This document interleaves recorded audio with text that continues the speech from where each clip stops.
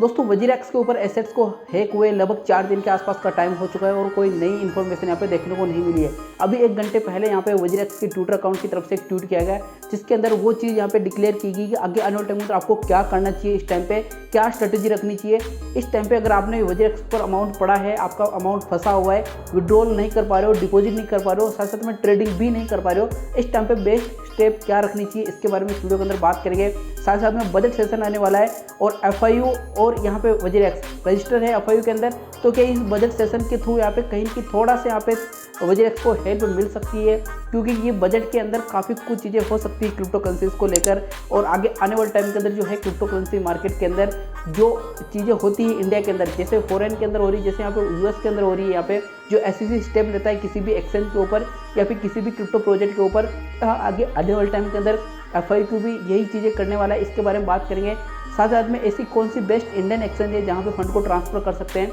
उसके बारे में इस वीडियो के अंदर डिटेल में बात करेंगे। वजीरेक्स के ऊपर आपका 1 रुपये भी पड़ा हुआ है, वजीरेक्स के ऊपर आपने इन्वेस्टमेंट कर रखा है, तो इस टाइम पे आपको काफ़ी ज़्यादा अवेयर रहने की जरूरत है और वो सारी चीज़ें आपको इस वीडियो के अंदर मिल जाएगी जो आप यहाँ पे जानना चाहते हो। तो वीडियो को अभी से कर दीजिए लाइक और चैनल पर पहली बार हो तो सब्सक्राइब कर देना। वीडियो कंटेंट आपको 10% नॉलेजेबल लगे तो अपने दोस्तों तक शेयर कर देना ताकि उनको भी ये राइट इन्फॉर्मेशन यहाँ पे मिले। तो देखिए अभी यहाँ पे वजीरेक्स की तरफ से एक ट्वीट आया है, उस ट्वीट के अंदर उन्होंने लिखा है कि जो फंड पड़ा हुआ है आपका वो तो सेफ है, लेकिन इस टाइम पे हम जो ट्रेडिंग है उसको यहाँ पे अभी भी पॉज रख रहे हैं, न हम यहाँ पे विड्रॉल दे रहे हैं और न यहाँ पे डिपॉजिट कर रहे हैं। दूसरी चीज़, जिन लोगों ने फ्यूचर ट्रेड ले रखी थी उनके लिए सबसे बड़ी प्रॉब्लम हो चुकी है। अगर ट्रेडिंग नहीं हो रही है यहाँ पे और जिन्होंने पहले ट्रेड लेकी अगर उनकी ट्रेड यहाँ पे क्लोज नहीं हो रही है तो उनके लिए सबसे बड़ी प्रॉब्लम हो गई है, क्योंकि लिक्विडेशन अगर आप हो जाता है तो एक बड़ा नुकसान भी यहाँ पे होगा। तो सबसे पहले वजीरेक्स की चीज़ सोचनी चाहिए कि जिन लोगों की यहाँ पे फ्यूचर ट्रेड है उनको कहीं ना कहीं यहाँ पे सहूलियत देनी चाहिए और फ्यूचर ट्रेड वालों को यहाँ पे अपनी पोजीशन को क्लोज करने का मौका यहाँ पे मिलना चाहिए। दूसरी चीज़, जो लोग यहाँ पे फंड ट्रांसफ़र करना चाहते हैं उनको ये फंड ट्रांसफ़र करने की यहाँ पे परमिशन मिलनी चाहिए। हो सकता है कुछ टाइम लग जाए लेकिन परमिशन मिलनी चाहिए इमीडिएटली। यहाँ पे अगर फंड आप यहाँ पे अभी ट्रांसफ़र नहीं कर पा रहे हो तो एक सबसे बड़ा यहाँ पे कारण बना हुआ है कि अभी भी वजीरेक्स कहीं ना कहीं सेफ नहीं है, क्योंकि यहाँ पे हैकर हो सकता है अभी भी वजीरेक्स के अंदर घुसा हुआ है अभी भी, और कहीं ना कहीं उनका जो टोटल सिस्टम है उसको कहीं ना कहीं यहाँ पे ब्रेक करने में अभी भी यहाँ पे हैकर है वो यहाँ पे थोड़ा सा पॉसिबल हो रहा है उसके लिए ब्रेक करने में। तो ये जो डिपॉजिट बंद कर रखा है, विड्रॉल बंद कर रखा है, ट्रेडिंग भी बंद कर रखी है। देखिए किसी भी एक्सचेंज जब हैक होती है तो ट्रेडिंग कभी बंद नहीं होती है, लेकिन इस टाइम पे ट्रेडिंग भी बंद कर रखी है। तो कहीं ना कहीं हैकर है वो एक स्टेप आगे चल रहा है यहाँ पे वजीरेक्स के लिए। और वजीरेक्स ने एक ट्वीट किया, उसके अंदर बोला है कि आप किसी भी अनजान लिंक के ऊपर क्लिक मत कीजिए और हो सके उतना इस टाइम पे ट्रेडिंग से दूर रहना और वजीरेक्स को ज़्यादा से ज़्यादा यूज़ करने की कोशिश इस टाइम में मत करना। कोई यहाँ पे अलग एक्टिविटीज़ मत करना है, फंड को ट्रांसफ़र करने की कोशिश मत करना या फिर यहाँ पे ट्रेडिंग करने की कोशिश मत करना, लिंक को कहीं शेयर मत करना या फिर लिंक के ऊपर कहीं पे भी क्लिक करना नहीं करना। तो कुल मिला के वजीरेक्स अभी भी यहाँ पे नाकाम है जो हैकर है उसको पकड़ने में, फिर उस फंड को ट्रैक करने में, उसको ब्लॉक करने में। और लगातार जो हैकर वो लगभग जो 90% के आसपास का फंड को ट्रांसफ़र कर चुका है इथेरियम के अंदर। अब कुछ ही फंड बचा हुआ है उसके पास, अगर उसको भी ब्लॉक नहीं कर पाया तो वजीरेक्स पूरी तरह से यहाँ पे फेल हो जाएगी। एक फेल का रीजन वजीरेक्स के ऊपर ये भी रहा है कि वजीरेक्स ने एक अभी अनाउंसमेंट किया जिसके अंदर उन्होंने बोला लगभग 23 मिलियन के आसपास का फंड वो एज ए रिवार्ड के रूप में देंगे अगर इस हैकर को ट्रैक करके वहाँ पे जो फंड पड़ा हुआ है उसको ब्लॉक कर लेगा। यानी कि वजीरेक्स की बस की बात यहाँ पे नहीं रही है कि वो इस फंड को यहाँ पे ब्लॉक कर पाए। ये जो 23 मिलियन यानी कि ऑलमोस्ट लगभग 10% के आसपास का फंड है जो वजीरेक्स के ऊपर हैक हुआ, लगभग $234 मिलियन के आसपास का फंड यहाँ पे हैक हुआ, उसमें से 10% अगर एज ए रिवार्ड के रूप में दे रही है वजीरेक्स यहाँ पे, तो वजीरेक्स जितनी बड़ी टीम के पास ये अभी तक इसके पास कोई सोल्यूशन नहीं है कि उस फंड को यहाँ पे ब्लॉक कर पाए, उसको यहाँ पे ब्रेक कर पाए। तो ये जो चीज़ें चल रही है मार्केट के अंदर ये कहीं ना कहीं इस टाइम पे गवर्नमेंट की नज़र में ज़रूर होगी और जो बजट सेशन चलने वाला है यहाँ पे इस बजट के अंदर इन चीज़ों को जरूर कंसिडर किया जाएगा। इस सेशन में बजट का तो पूरा खाका तैयार हो चुका होगा, लेकिन जब ये बजट सेशन हो जाएगा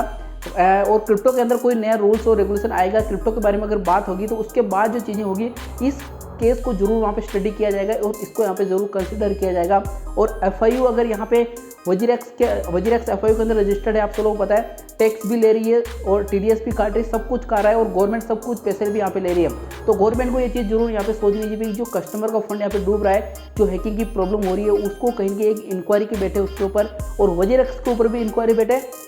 और हैकिंग की जो प्रॉब्लम है उसके ऊपर भी इंक्वायरी बैठे और एक नेक्स्ट लेवल की इंक्वायरी हो और जितना जल्दी हो उसके फंड को रिकवर कर पाए। देखिए अगर कोई गवर्नमेंट लगती है, गवर्नमेंट एजेंसीज लगती है इतने बड़े फंड के ऊपर, काम करने में, तो इसका कुछ ना कुछ सोल्यूशन लगेगा। और अगर वजीरेक्स एक थाने में जाके एफआईआर दर्ज करवा देगा तो इससे कोई बड़ा सोल्यूशन नहीं मिलेगा कम टाइम के अंदर। हो सकता है लंबे टाइम तक कुछ ना कुछ इंक्वायरी चलती रहे और वहाँ से कुछ चीज़ें निकल के आए, लेकिन अभी आम इन्वेस्टर को चाहिए अपने फंड को ट्रांसफ़र करना है और इमीडिएटली ट्रांसफ़र करना है। और इस टाइम पे अगर आपको फंड को ट्रांसफ़र करना है, वो करना है इस टाइम पे CoinDCX एक्सचेंज के ऊपर, जहाँ पे one of the best exchange है, इंडिया की इस टाइम पे लीडिंग एक्सचेंज है और ऑलमोस्ट टॉप एक्सचेंज की लिस्ट है यहाँ पे। उसके अंदर आपको ऊपर ही ऊपर देखेगी यहाँ पे CoinDCX। उसको आप यूज करना चाहते हो, उसका लिंक मैं अपने डिस्क्रिप्शन बॉक्स में दे रखा हूँ, वहाँ से आप डाउनलोड करके, ऑफिशियल लिंक है, वहाँ से डाउनलोड कर लेना। स्कैमर के ऊपर कहीं नहीं जाना है, स्कैम वाली लिंक के ऊपर आपको इस टाइम पे अवेयर रहना है, कहीं पे क्लिक नहीं करना है। तो जो CoinDCX का यूज़ करना चाहता है उसको लिंक मैं अपने डिस्क्रिप्शन बॉक्स में दूंगा और वहीं से आपको ज्वाइन करना है CoinDCX को। जैसे यहाँ पे ट्रांसफ़र का ऑप्शन आ जाता है, विड्रॉल का ऑप्शन आ जाता है, सबसे पहले अपने को फंड विड्रॉल करना है फंड यहाँ पे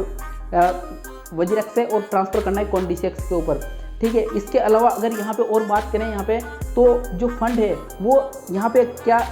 फॉरेन एक्सचेंज के ऊपर ट्रांसफर कर सकते हैं, बिल्कुल कर सकते हैं। जो FIU के अंदर रजिस्टर्ड है वहाँ पे कर सकते हैं, जैसे KuCoin हो गई, बाइबिट हो गई जो अभी रिसेंटली होने वाली है। इसके अलावा बाइनेंस भी अब रजिस्टर्ड यहाँ पे होने वाली है। और दूसरी जो भी FIU के अंदर XYZ कोई सी एक्सचेंज FIU के अंदर रजिस्टर्ड है तो वहाँ पे ट्रांसफ़र कर सकते हो, वहाँ पे फंड यहाँ पे सेफ रहेगा। और इसके अलावा आपको एक चीज़ और ज़रूर नोटिस करनी है, जब भी आप ट्रेडिंग करें किसी एक एक्सचेंज के ऊपर अपना फंड कभी नहीं रखना है, 100% फंड कभी नहीं रखना है। ऑलमोस्ट आपको 4 से 5 एक्सचेंज यूज करनी चाहिए, जहाँ पे अलग अलग प्रोजेक्ट के अंदर अलग अलग इन्वेस्टमेंट करना है। यानी कि अगर बिटकॉइन के अंदर आप किसी एक एक्सचेंज में इन्वेस्टमेंट कर रखा है तो दूसरे एक्सचेंज के ऊपर आप Ethereum के ऊपर कर सकते हो, तीसरे एक्सचेंज के ऊपर आप BNB, मेटिक या फिर किसी दूसरे प्रोजेक्ट के अंदर इन्वेस्टमेंट कर सकते हो।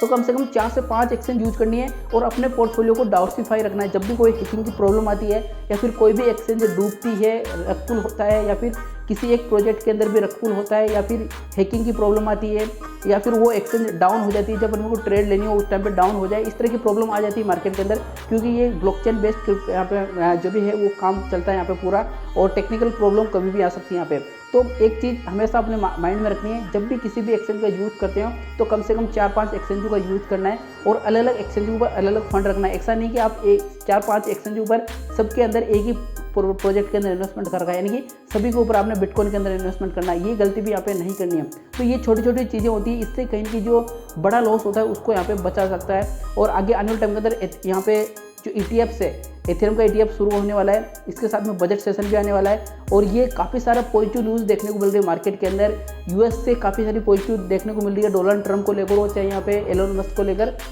तो यहाँ पे बुल रन की स्टार्टिंग अपन मान सकते हैं। एक बार मार्केट डाउन हुआ और मार्केट वापस पंप करने जा रहा है। तो इस बीच में यहाँ पे हैकिंग की जो प्रॉब्लम है ये कहीं कि थोड़ा सा यहाँ पे नेगेटिविटी फैला रही है, लेकिन उतना बड़ा मामला, अब जो इंटरनेशनल बात करें तो उतना बड़ा मामला नहीं है, अभी इंडिया के अंदर बहुत बड़ा मामला है ये। तो देखते हैं इसका क्या नतीजा मिलता है और जैसे इसके रिगार्डिंग अपडेट आएगा क्योंकि आपके सामने शेयर कर दूंगा। तो वीडियो को अभी से लाइक कर देना और चैनल को सब्सक्राइब कर देना। वजीरेक्स के रिगार्डिंग जो भी अपडेट आएगी मैं टेलीग्राम के ऊपर क्विक शेयर कर दूंगा, तो वहाँ पे आपको जरूर ज्वाइन करना है टेलीग्राम को। और आगे आने वाले टाइम के अंदर बैक टू बैक अपडेट देता रहूँगा। वीडियो कंटेंट पसंद आए तो लाइक सब्सक्राइब शेयर कर देना। मिलते हैं नेक्स्ट वीडियो को नई अपडेट के साथ में, तब तक के लिए जय हिंद।